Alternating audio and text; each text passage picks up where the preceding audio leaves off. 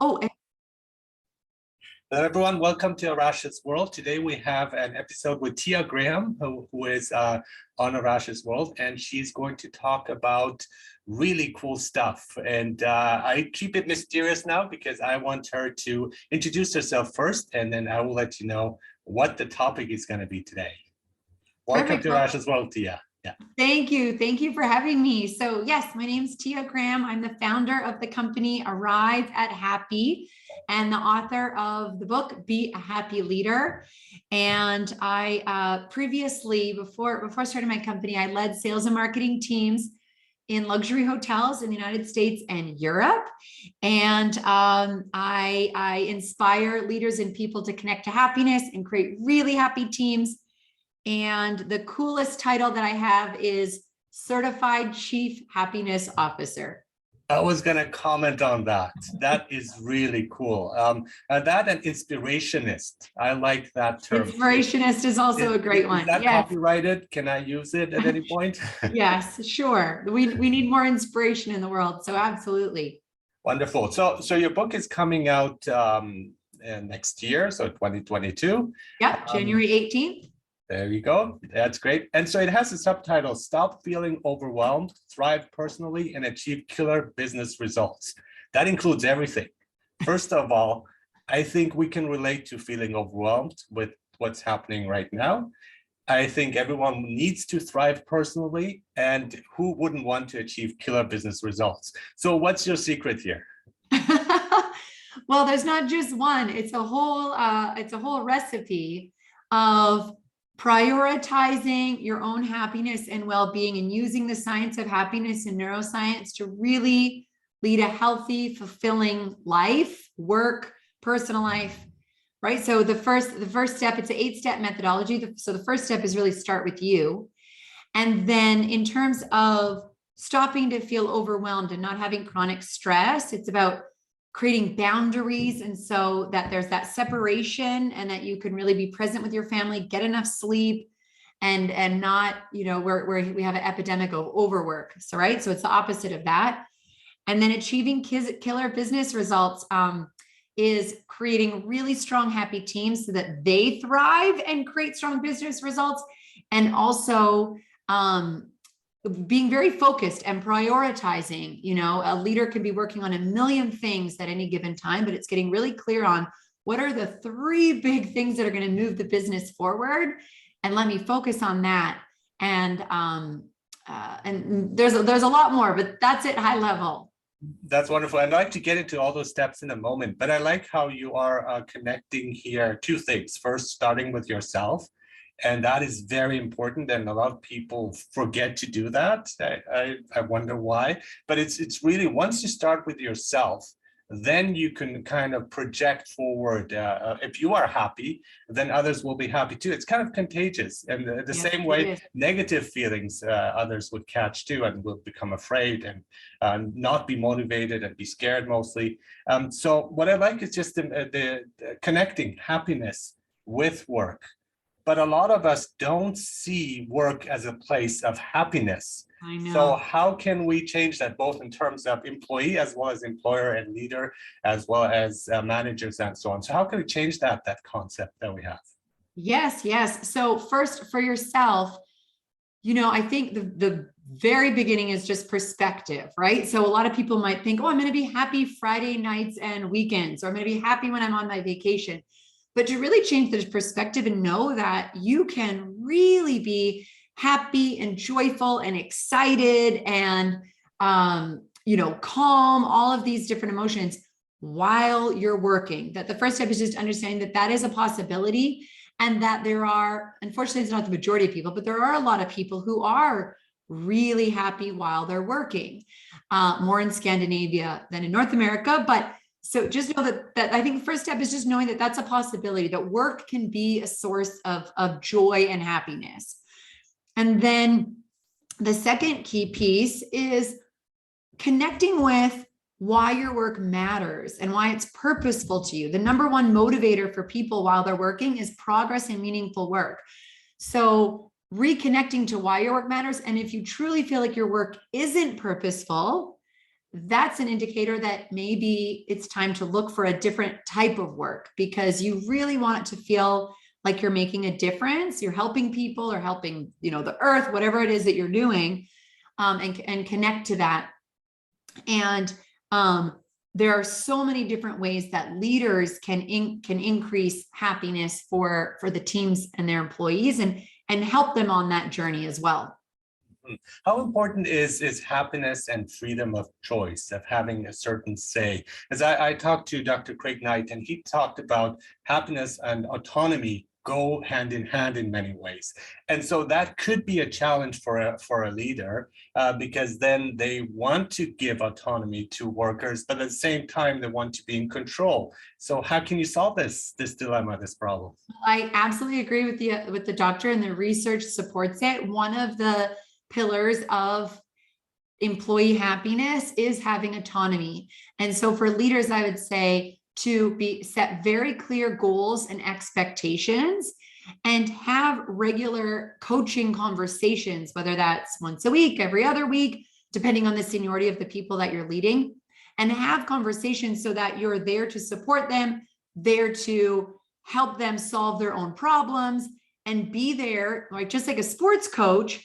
But you're not every single day telling them, you want them to get from point A to point B. You're not telling them exactly how to get there, because there isn't just one way. So giving them the space and freedom to work and have that autonomy is going to pay dividends in results. Talking about achieving killer business results, a way to not do that is to micromanage people. So make sure that you have ongoing connection with them, but then, give them freedom to do their best work.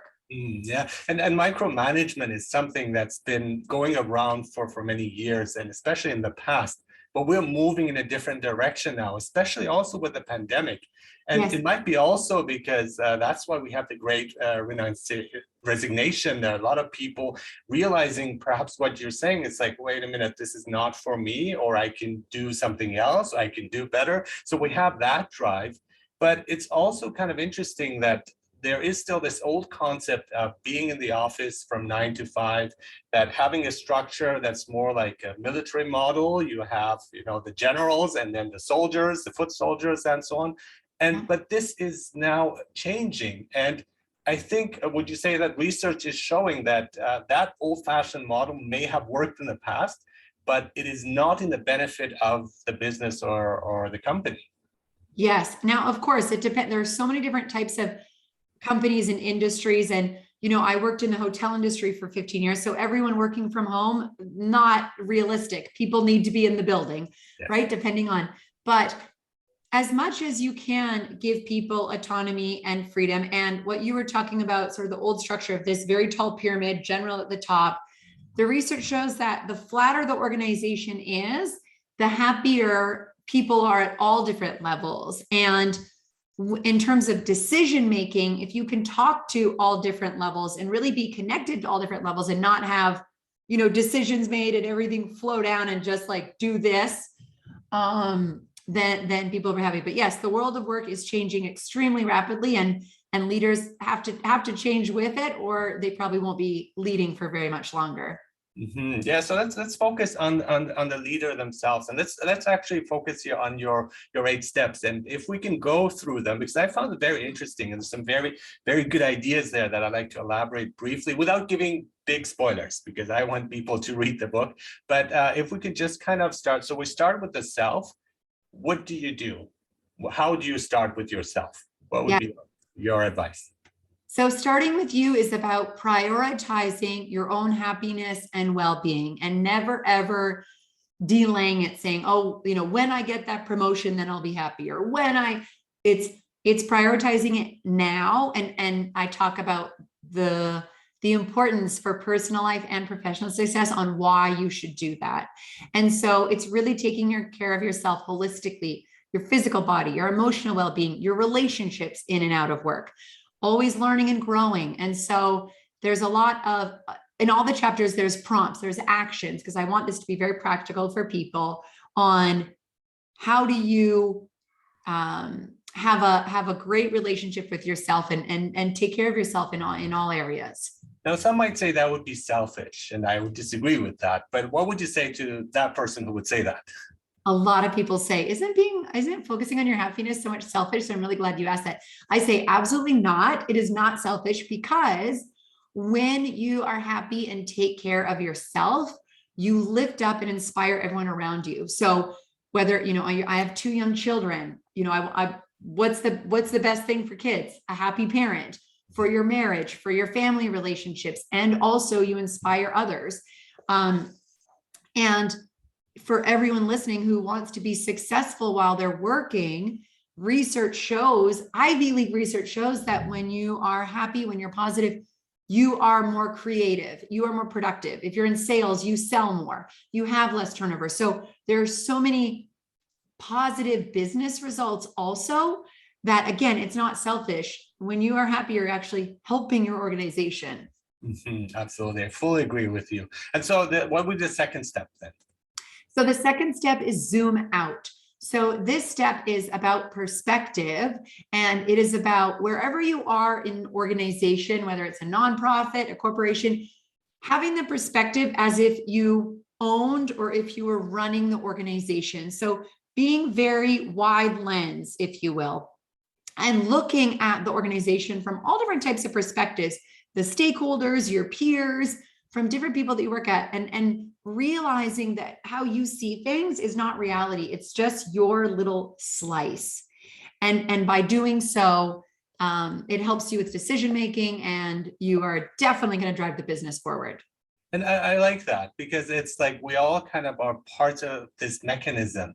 And so to look at the big picture, right? You would say look at the big picture overall, but I am an important part of this. And I think that's when you will later on talk about valuing your employees as a leader, as a business manager too, because then they feel like the work I'm doing is relevant and is important for the whole. And also kind of as an employee, understanding the leader or the management, the administration of like, they also have the best interest of one in mind. And they also have their own challenges, which I might not see in my position, because that's my narrow view, as you're saying. Right. Yes. And a lot of frustration and unhappiness from where it comes from, misunderstanding, miscommunication, just like you said, people from the teams going, wait, why are they doing that? It's affecting us. But if you really get present and try to understand all different sides and try to see things from different perspectives, then teamwork is really going to flourish also. So communication is key here, would you say? Yeah. Yes, absolutely. That might be a challenge now, especially with technology and not being face-to-face, because you can have a coffee with your boss and you can talk things over, and we can't do that in the same way. Yes, yes. It definitely takes extra effort and it takes intention. I know everyone has Zoom fatigue, but I recommend making sure that there is some video communication, doing phone calls. You can send little video messages. And even though it's not as, sporadic, like where you could just go grab a cup of coffee, but you still can, say, hey, let's have a cup of coffee together. It's not a big meeting with all, people, but focus on that relationship building and try to understand different people's perspectives. Yeah, I missed the water fountain conversations that you have, or grabbing coffee and running into someone. But that's something, again, we cannot replicate in this environment. What will be your next step then? Step 3 is there? So step 3, I love, it's called execute brilliantly. So when I first started off in leadership, I worked a lot around the clock. I'd get in at 7 and stay till 9 and work on weekends, and I was not executing brilliantly. And I really, really honed this skill when I had children, and I had to leave work at 5 to be with, I wanted to also, but there was a stopping point. And so within this step, there are my proven strategies to, you're going to only work this limited amount, but while you're working, you are going to be so productive and so effective. And during that time when my hours shrunk, and even now I have way less hours, I'm way more productive and I get bigger results. So I'll have people read the book to get all the secrets, but that's what this step is about. It's about working smart. I like that. And it's not just the 9 to 5 thing. It's just like, really, if you work a few hours, just make sure that they're really effective and productive. and then you can take the rest of the day off. I mean, that's Exactly. something that's become also a bit more flexible, where we talk about maybe a 4-day week would be better than a 5-day week. Yeah. What do you think of that? Do you agree? Yes, I mean, I believe that what matters is results and outcomes. It's not about the hours. Mhm. Yeah, so whether it's a 4-day, whether it's, I think, of course, it depends on the position, but giving, it goes back to that autonomy and freedom, right? If someone's taking care of an elderly parent, maybe they need a little more time. And if they're a great person and they get results, it doesn't need to be 9 to 5. I agree with you. I used to work at university in Mexico, and we would have to sign in and sign out. And it was basically with fingerprints too. So you go up there and at your appointed time, you sign in and then you sign out. But what I found very interesting is when it's around time of signing out, there's this huge lineup of people just waiting, like maybe 10 minutes before, just waiting till it's time, now we can go. And I'm thinking, what a waste of time. I mean, we could just work. When we're doing well, we get it done, just leave. It's not the amount of time we're in the office, it's the productivity itself, and that's measuring. And that's something that will come up a bit later, but I don't want to jump steps here. Yes. But yeah, so what is our next step? And I think that's a hugely important one too. Yes. So this step is prioritize relationships over to-do lists. So of course, leaders and executives have huge to-do lists. There are many different strategies that they're working on. And of course, the invasive technology of always being available. And in this step, I teach leaders and motivate leaders to spend more time with their direct reports, whether that's virtually or in person, and cultivate really great relationships and be that coach and develop them and invest in time with them. And by doing so, your to-do list will shrink. So a lot of leaders tell me, I don't have time to do one-on-one meetings. I don't have time to do, the team this. And I say, okay. But then they're like, I'm not getting this done and we're not getting this. And I'm like, spend more time with your people and you'll figure it out. Right. So that's really, I give tactics on how to do so, but it's really motivating people to spend a lot of time with your team and it will pay off. I was shocked to hear about the manager who fired hundreds of people over Zoom in one meeting. So that looks effective. He saved time. His to-do list got it done, but that did not go well. He's gone now. Yeah, like exactly. That's like the opposite of this step, right? Yeah, right. And relationship. He had something on his to-do list, like fire these, and he just checked it off. Versus, wow, these are all human beings, and to look at it as relationships. How can you foster relationships at work? I mean, as a leader, what can you do? Yes, so I encourage people to really get to know their team members. I mean, as I led teams, I knew so much about their personal lives and about just them as human beings. We all have titles and we have these roles, but we are not what we do, right? We are these human beings that are rich and super interesting and very, very diverse. And so on an ongoing basis, I encourage leaders to continuously get to know, just like you get to know your spouse as you keep staying married, people change and grow. So that's one. Also on fostering friendships between the team members is really, really important. And the Gallup research shows that that's just super, super valuable. Understanding where people want to go, not just in their career, but in their life. And as a leader, you have a really big role in that. And so, helping to move them forward to what they want to realize and actualize as well. And also being very authentic and vulnerable and real yourself, so whether that's virtual or partly in person, but letting the team really get to know you too. And there's more, but those are some key ones. Because when you open up, others will open up as well. And I think everyone has specific skills and abilities that don't usually come out. And so I had colleagues who were surprised that I do podcasting, and that's relatively new over the past few years now. But when it came out, it's like, oh, this is something new we learned about you. And then so maybe there's something I could do specifically related to my job that would help them. So I think that kind of being on the lookout for that and being in like constant communication again with others, and that autonomy too, is like, we have this project, who wants to volunteer for it, instead of randomly assigning who you think would be good for it, but maybe the person does not even want that project in the first place. Yes, absolutely. And giving continuous feedback, positive, specific feedback for what people are doing well. And also, very quickly and in a non-personal way, letting people know, hey, this was a behavior, this was something that happened, here's the result. We want you to do this. People want to also, that's another thing I hear a lot, where people say, I don't really know how I'm doing. The leader doesn't really tell me. So being that person that, again, I keep coming back to coach, you're the coach to help them get stronger and stronger. So should we have employee of the month? Is that a good idea to have something like that? Or do you think that's counterproductive?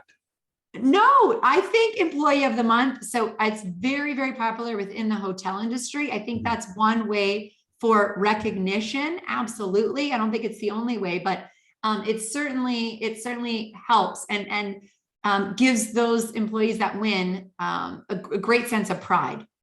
And then others want to compete and they want to get to that position. So that's like win-win situation for everyone. Yeah, and people are proud of their friends also, when their friends win. Mm-hmm.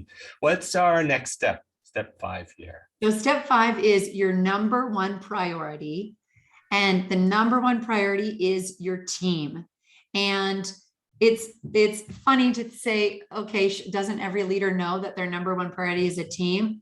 Well, unfortunately not. A lot of leaders, in the research shows, a lot of leaders, they think their number one priority is driving results. And, yes, of course, you need to achieve results, but know that by focusing on your team and creating psychological safety and trust and developing people and all of these wonderful ways that you can really create a world-class team, the results will follow. And again, your stress and overwhelm will go down. And so I give several strategies and tactics on how to create a super strong team, so that when a competitor calls someone and says, hey, come work at my company, I'll pay you more, they're going to say, no, I think I'm going to stay here.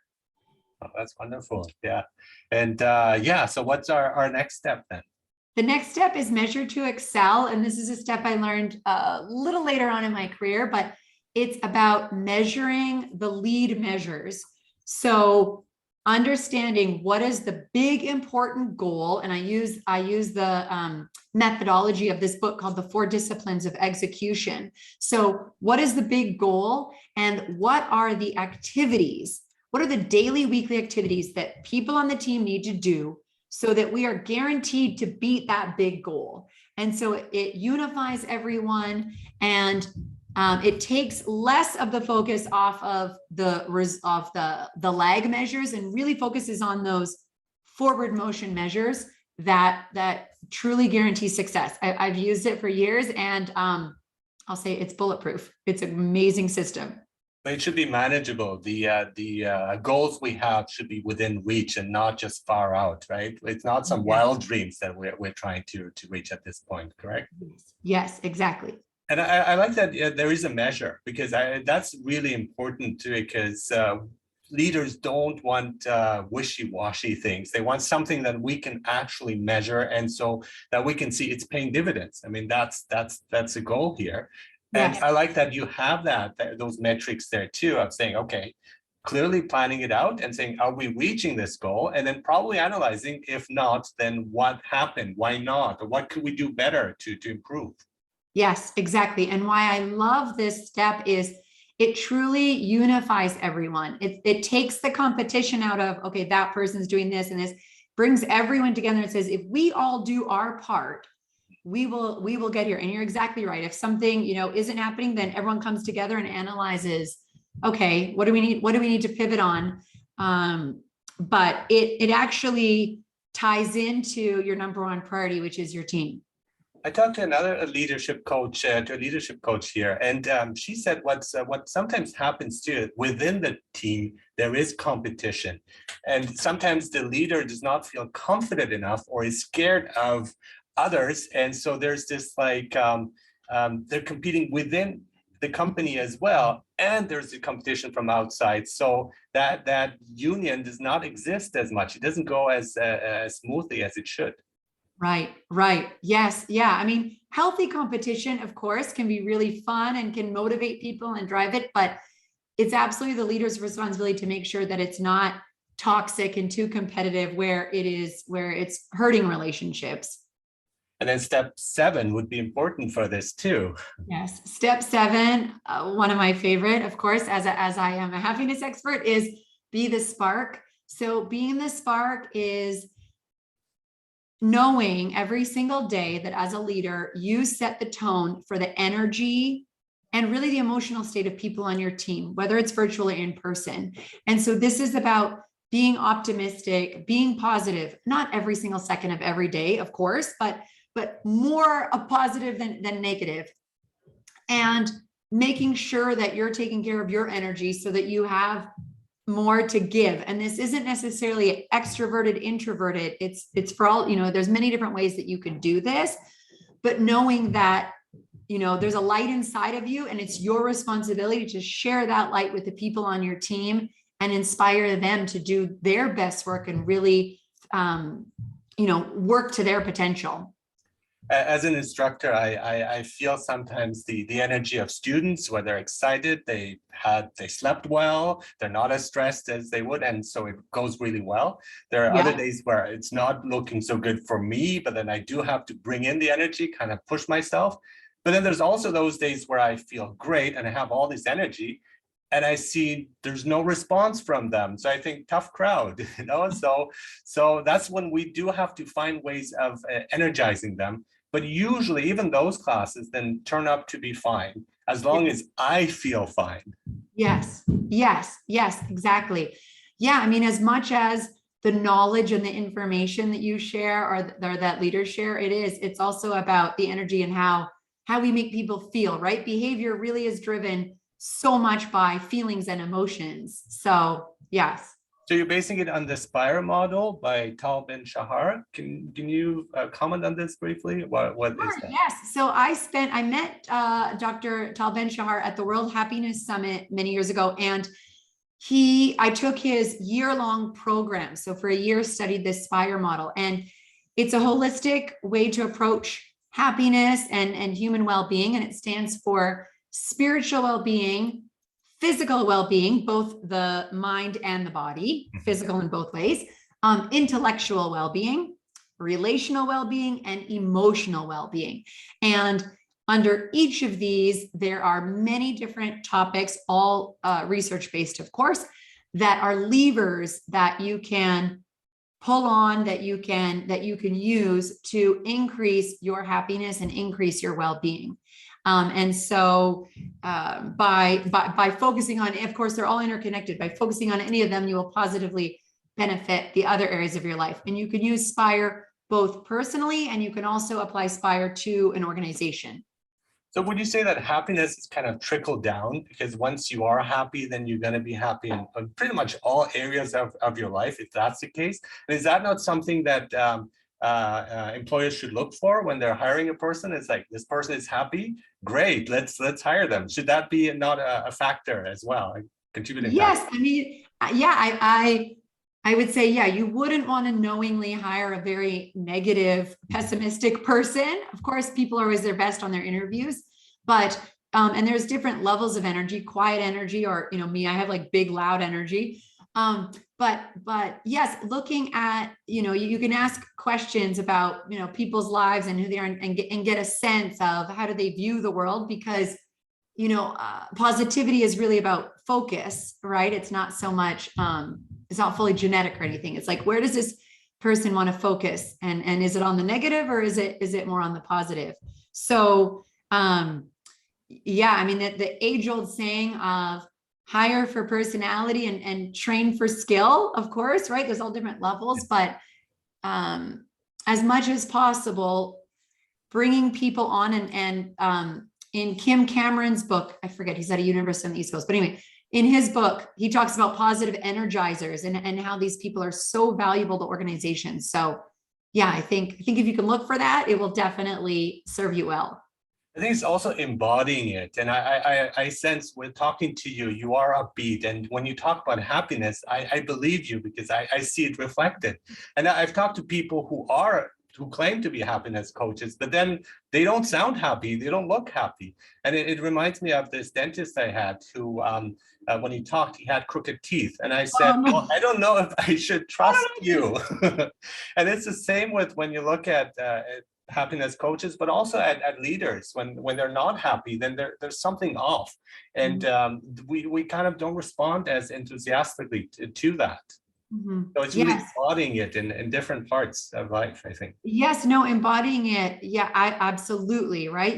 Because what words only go so far, actions and emotions, and it's all the substance. And I'm certainly not happy every single day. Of course, I'm a human being. I have ups and downs too, but as much as possible, I really try to practice what I preach. Otherwise, I don't think I could arrive at happy.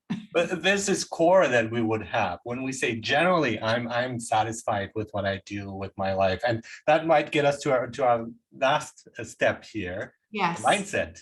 Yes. So step 8 is master your mindset. So the power of mindset and thoughts, of course, is not new. What I share in this step are the strategies that I have used over the past 25 years to more than not be positive, be optimistic, and really, really honestly cherish life. So constantly working on myself and trying to look at the glass as half full and also live with a lot of gratitude. Gratitude is hugely important. And yes. I think we focus on the negative of things we don't have, things we want. And I'm reminded of people who work all their lives with, I can't wait to retire. Once I retire, life will be good. And then they get to that point and they see like, well, what do I do now? I've lived all my life just working and waiting for this moment. And now I don't know what to do with my free time. Right. Absolutely. A key concept in my book and in my teachings is remembering every single day that you are mortal, and when I'm on stage, I will say, you might get hit by a bus tomorrow. Like I know I'm not here to just talk about death, but I'm very aware of that. And so, I try to live my life working, parenting, family, everything just remembering that when you wake up and you're breathing, it is a gift, and just not to take it for granted. I'd be interested in your own personal journey and whatever you want to share here, if you're comfortable sharing, but how did you arrive at happiness and it's upon an arrive at happy, your company? Yes. So as a young child, I grew up in northern Canada in the middle of the woods in a little log cabin. We didn't have a phone or TV, but had a pretty happy-go-lucky childhood. I mean, we skied and played in the snow and what you do in northern Canada.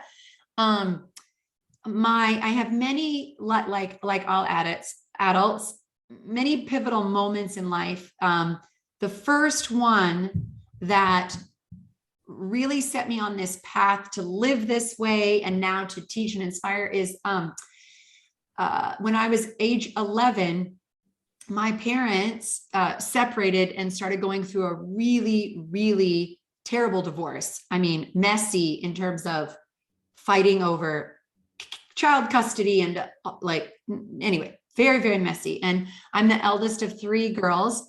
And so a lot of it, I was trying to shield them from all the chaos and craziness that was happening. And my dad had always been a very happy-go-lucky guy.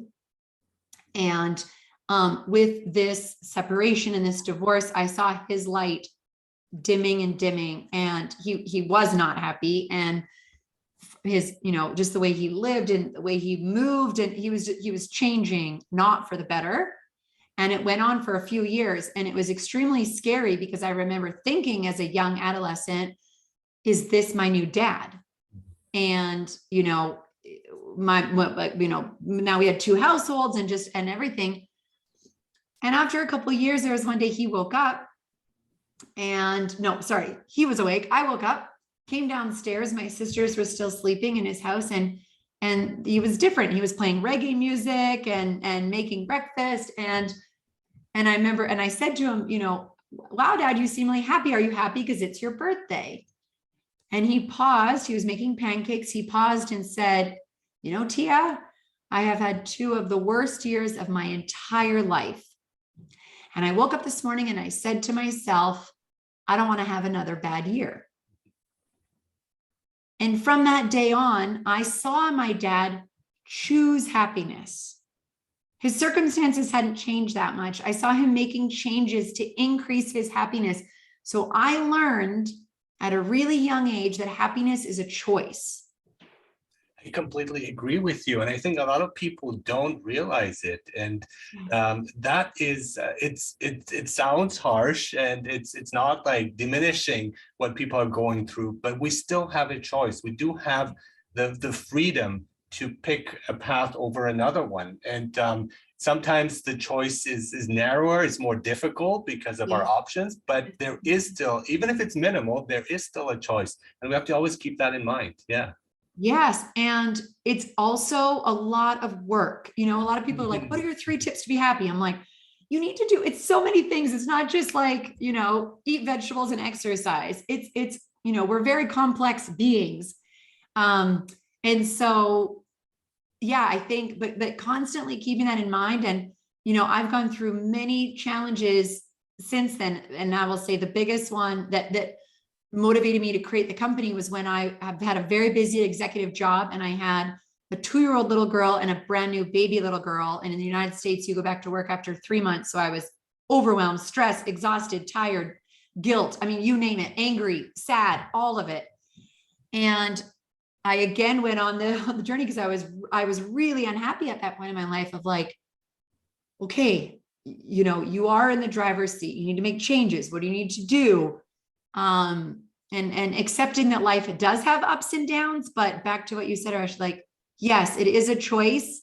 And it's one that you have to consistently make as life progresses. And we build stamina and resilience. I mean, we're seeing it here with the pandemic, which is a stress test for everyone across the world.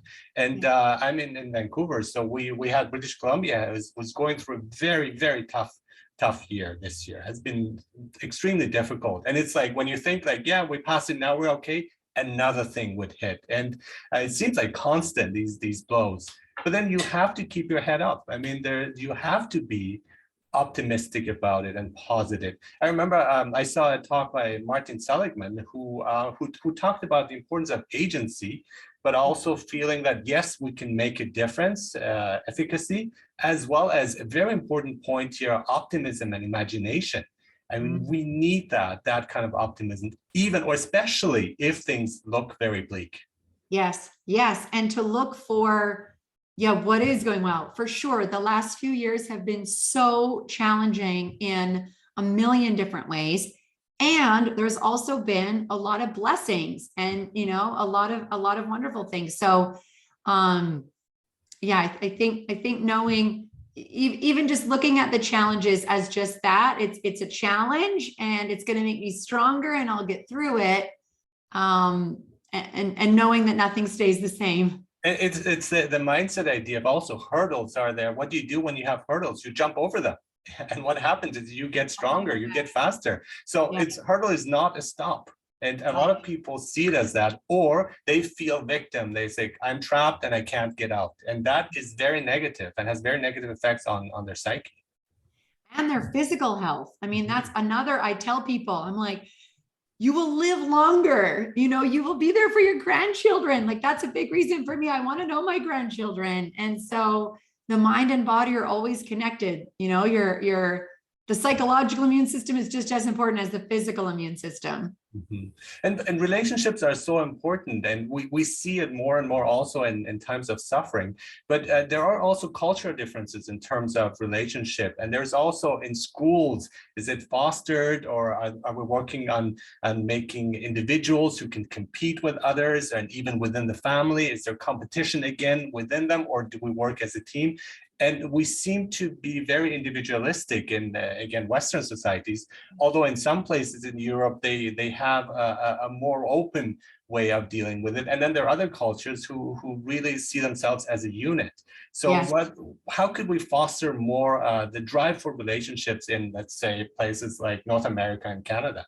Yes, I'm so glad you brought this up. And I studied in Denmark. That's where I got certified as a chief happiness officer. And community and human connection is so much stronger there than North America, work and personally. And, you know, I will say that the most simple step is to evaluate how much time you're spending cultivating relationships, both friends, family, and coworkers, and look at how and where you can increase the time to spend with people who you care about and who care about you. Whether it's, you know, for a cup of tea after work, or, you know, doing a sport with a friend, or FaceTiming your grandmother, right?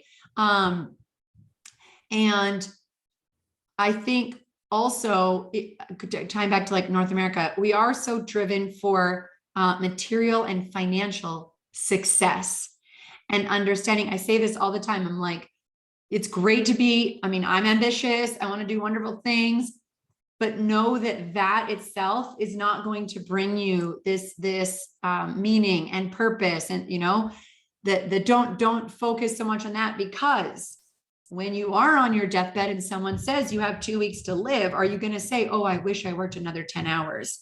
No, you're going to say, I would have spent more time with my kids, or I would have, you know, to always just have that perspective. And I mean, I know I would love to hear your perspective on this too. The sense of community, right? Of just like, perfect example, in a couple of days, we're having our neighbors over to come over for some holiday cocktails. Someone across the street, you know, a lot of people don't do that. I'm like, do you know your neighbors? No. How, you've lived here 5 years. How do you not know your neighbors?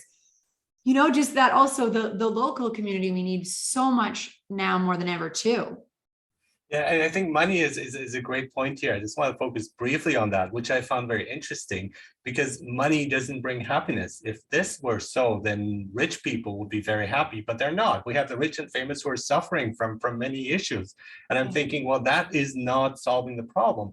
At the same time, when I looked at, I dealt with I saw many poor people, especially in Mexico, in extreme poverty, but they seemed quite happy. And some of them, again, not extreme poverty, but people who just barely had enough were also more generous. They would invite you to have dinner at their place, whereas the rich are stingy and greedy. And I'm thinking, what is going on here? There's something else. Yes, yes. No, absolutely. And the research shows that the higher people get, they're like disconnected with others, right? Whereas living in a community, like you said, in Mexico, other places. Yes. So the research shows that, you know, wealthier are slightly happier, but it's not this massive gap. And a lot of it has to do with freedom, time, affluence, right? Where you can, you know, pay someone to do things versus having to do it yourself. But knowing that human connection is the number one driver of happiness. So for example, where you were in Mexico, I'm sure they spent a lot of time with their family and friends and neighbors.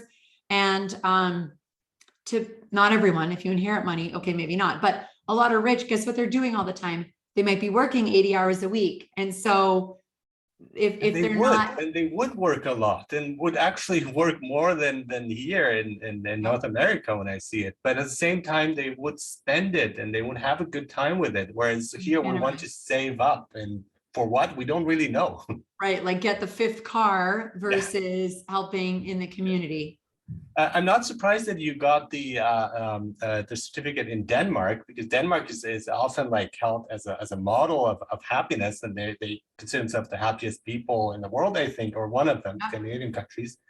But I that's a dilemma for me, because when I've met some Scandinavians and Danish people, they don't seem happy. Yeah. How does that work? Yeah. So the World Happiness Report, which measures, it's really more subjective well-being. So it's how people evaluate their lives, and they're evaluating things like safety, education, all of these different components of humans' lives. So the World Happiness Report isn't necessarily these are the most joyful people, Yeah. right?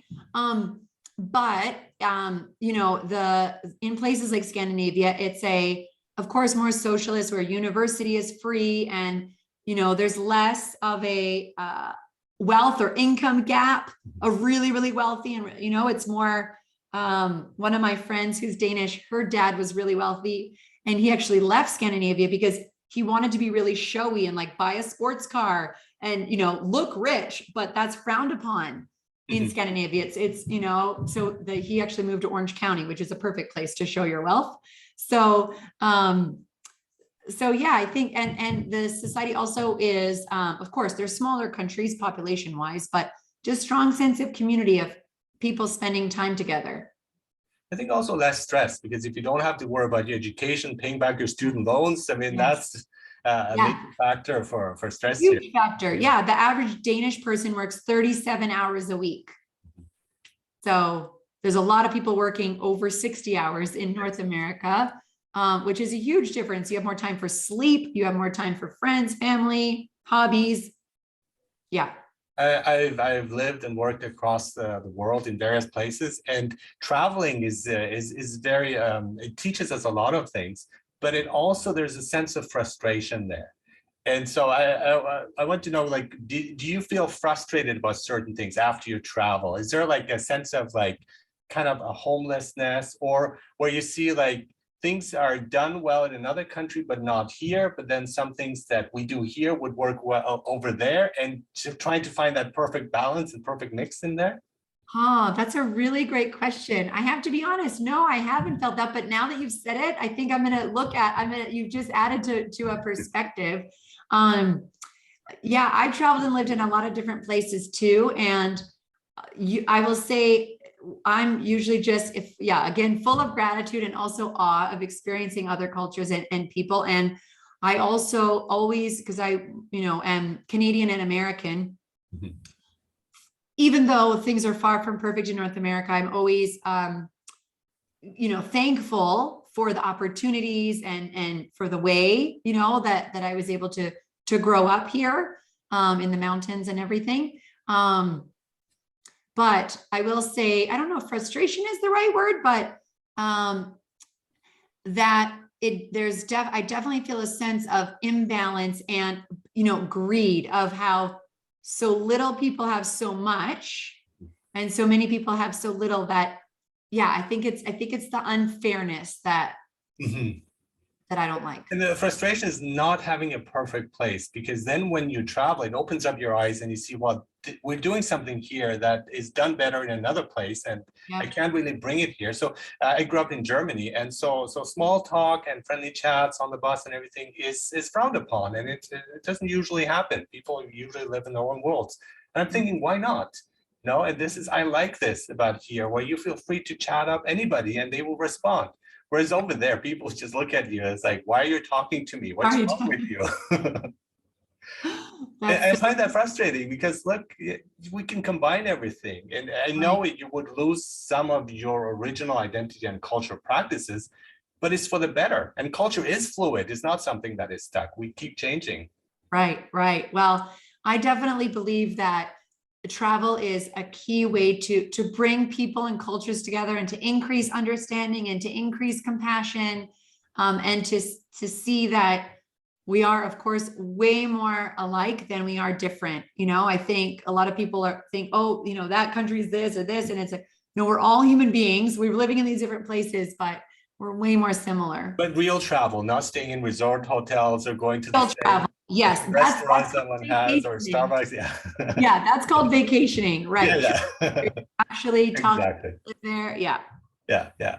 And yeah, I also want to talk about the neuroscience, because you're using neuroscience and positive psychology. And these are things I'm fascinated about, especially here, the brain, how the brain works, and Yes. brain chemistry, and Yes. framing things and so on. So what would you say is the big takeaway here for you, the biggest lesson in terms of neuroscience? So I actually, and I'll be very honest, and we'll see if the listeners feel the same.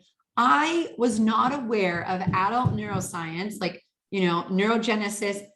And I was not aware of all the ways that the brain continuously changes until about, like, it was 5 years ago that, and I wasn't studying neuroscience. I was like leading teams in the hotel industry, right? So the biggest takeaway, and then there's all the subtopics below, was just that you are never stuck. Your behaviors and your thoughts and your feelings continuously influence and physically change your brain, either for the better or for the worse. And so, even though you might have some really big neural pathways that you've been doing the same thing for a long time, it doesn't mean you have to be that way forever. And so that's the biggest takeaway for me, is just that knowledge that in all of these ways, your brain can change. And by doing so, you're going to be healthier and happier and more successful. So use that knowledge to, I would say to motivate you. There's one woman, because I teach people about exercise and neurogenesis and how you could birth new brain cells. And this woman in the audience says, I have never wanted to exercise my whole life, but the fact that I now know it gives me new brain cells, I'm going to start. And I was like, yes, great. Exactly. That's empowering, inspirational. And so the book is Be a Happy Leader, Stop Feeling Overwhelmed, Thrive Personally, and Achieve Killer Business Results. I can't wait to read it. I will put it on my reading list. It sounds fascinating. Thank you so much for talking about your book, for giving us a kind of a preview of what's happening here. And definitely, I would recommend reading. I will read it myself. I'll put it on my list. And thank you for sharing all your insights and also a lot of research that you've done becomes apparent. Of course. Yes, my pleasure. Well, I'll share with all the listeners too. I have a free challenge. It's called the Happy Leader Challenge, and it's 4 videos. So for people that want to dive into something free even before getting the book, that's available at happyleaderchallenge.com. And the book is, you can go to happyleaderbook.com. Wonderful. Thank you so much, Tia. It was such a pleasure talking to you. Great to meet you. And stay happy.